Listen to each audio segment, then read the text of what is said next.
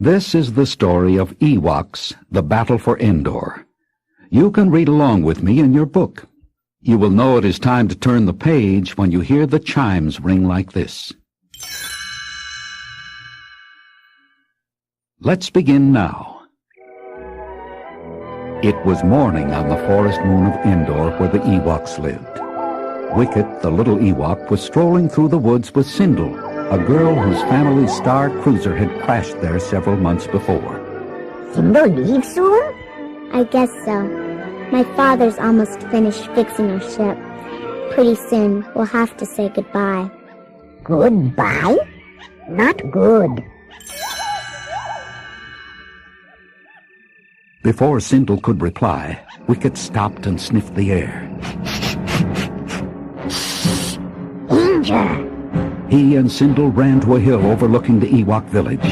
Sindel gasped, The village! It's being attacked! Below them, marauders 7 feet tall strode among the frightened Ewoks, burning huts and taking prisoners. Wicket scrambled down the hill. Sindel followed, looking for her mother and brother. Mommy! Mace! Where are you? Then she saw them. Her mother lay injured next to a log. Beside her, Mace was firing at the marauders. But as Sindel hurried toward them, there was an explosion. The log and everything around it were destroyed. Stunned, Sindel ran into the forest to find her father. Daddy! Daddy! Sindel's father, Jeremy Tawani, was repairing the family star cruiser in a nearby meadow. Suddenly, marauders burst from the forest and surrounded him.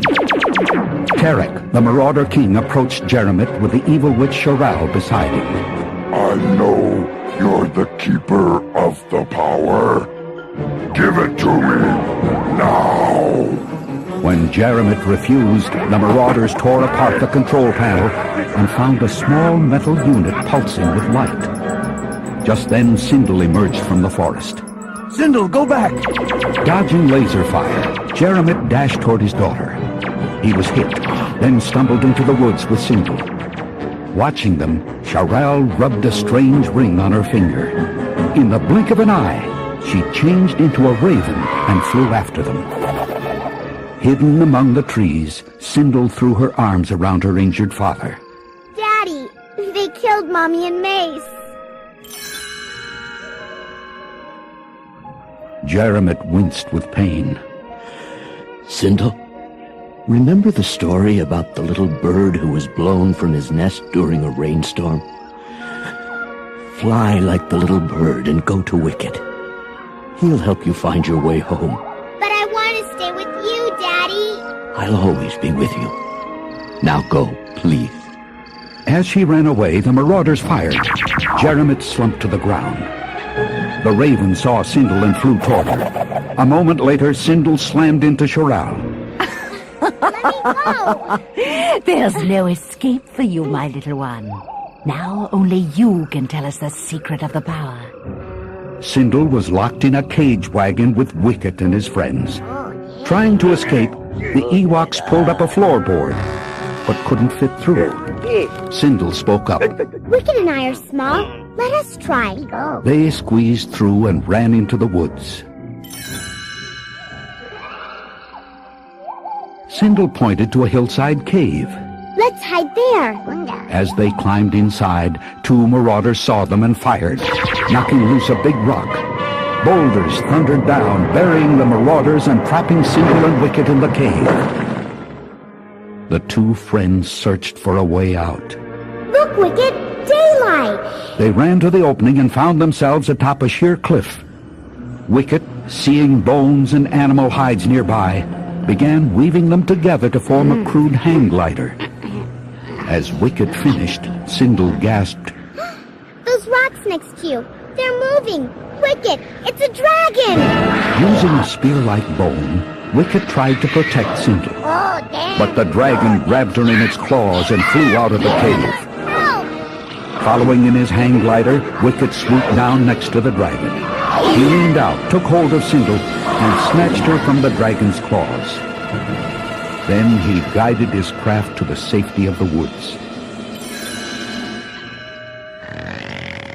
Sindel and Wicket spent the night in a hollow tree trunk.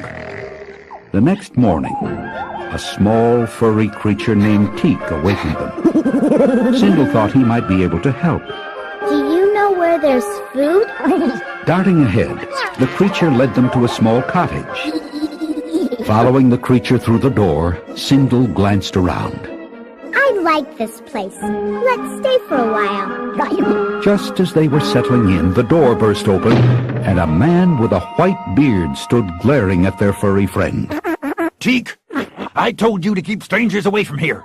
They'd better be gone by the time I count to 10. 1, 2. Sindel took Wicket's hand and they left the cottage. That evening, as the two friends huddled by a fire, the old man ran from the cottage and poured water on the flames. What are you trying to do? Burn down the forest?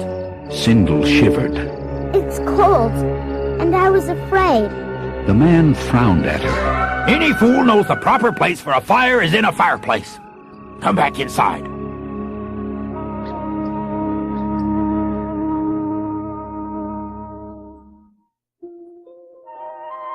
Noah, the old man, agreed to let them stay if they helped around the house. Soon, Sindel noticed something very strange. Every morning, Noah goes off and doesn't come back until sunset. Wicket, let's find out where he goes. Okay. They followed him to a huge metal object covered with vines. It was a star cruiser. As Sindel climbed the steps, Noah saw her. You should never have come here. No one knows about this. Grumbling, Noah took Sindel and Wicket back to the cottage, where he told them his story. It seems like a lifetime since Captain Selleck and I crashed here. Our power unit was broken, so Selleck went off to search for another one. He never returned. Now I'm stuck here, and I'll probably never get home. Sindel rested her head on his shoulder. I'm stuck too, Noah. Maybe someday we can go home together. After dinner that night, Noah showed Sindel a wooden flute he'd brought from home. She thought back to what he had told her that afternoon. Noah, is Captain Selleck dead? I think so. He must be. My family's dead too. They're gone forever. No, Sindel. They're still with you. Here. Noah tapped his heart. Remember what they said and did. They'll always live in your memories. Sindel awoke the next morning to the sound of a familiar voice singing. Mommy? Is that you? Following the voice into the forest, she saw a beautiful young woman in a white robe. Beside her stood a handsome white horse. Come to me, my little one. As Sindel approached, the white robe suddenly turned black, and the lovely smile became an evil grin. It was Charal the witch. Let me go! Wicket! I told you there'd be no escape. Charal took her to King Tarek's castle, where Tarek showed Sindel the power unit from her father's star cruiser. Now use your magic to bring the power to life. But I can't. It's just a part from a star cruiser. Take the power with you and make it work. If you don't, you and the Ewoks will be doomed. He pulled the ring off Charal's finger. And you, witch, will die with them. Throw them in the dungeon with the Ewoks. Meanwhile, Noah, Wicket, and Teak had followed Sindel's trail. Noah threw a rope over the castle wall. Okay, you two, up and over. I'm right behind you. Inside, they crept down to the dungeon, where Teak stole the keys and freed their friends. Sindel gave Noah the glowing power unit. Noah's eyes opened wide. This is the part I need for my ship. From the throne room, Tarek heard noises below. Guards, come with me to the dungeon.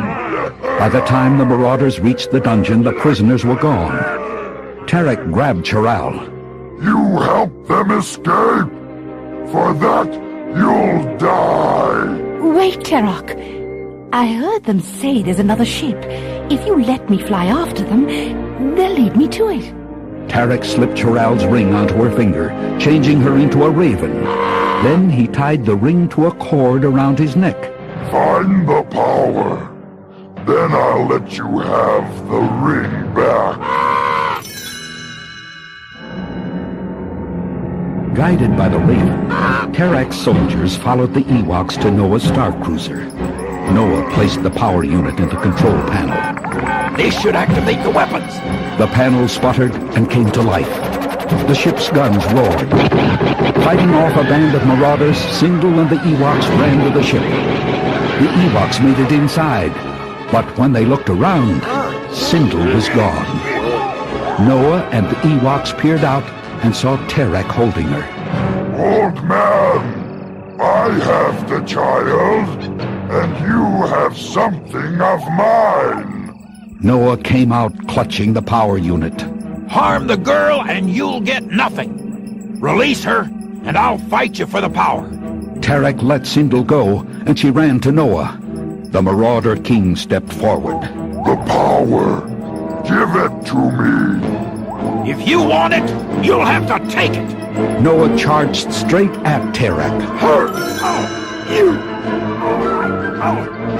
Noah hit Tarek with his walking stick, but the king recovered quickly. Swinging his sword in a tremendous arc, Tarek broke the stick in two. You're finished, old man. Wicket dug into his pouch, found a rock, and placed it in a sling. He whirled it around his head and sent it flying toward Tarek. It struck the ring that hung from Tarek's neck, smashing it and driving the pieces deep into his chest. Tarek staggered and fell. As Noah and the others stared in amazement, the Marauder King writhed, twitched weakly, and turned to stone. Stunned by the loss of their leader, the marauders fled into the woods. The raven rose into the air and flew away, cawing sadly. Now it could never change back. At last, Sindel and Noah could go home. As the Ewoks gathered around the star cruiser, Sindel hugged Wicket. You're my best friend. I'll be back. Noah said goodbye to Teak, then took Sindel's hand. It's time to go. They climbed into the star cruiser. Wicket and Teak stood together and watched as the ship rose through the trees and streaked across the sky.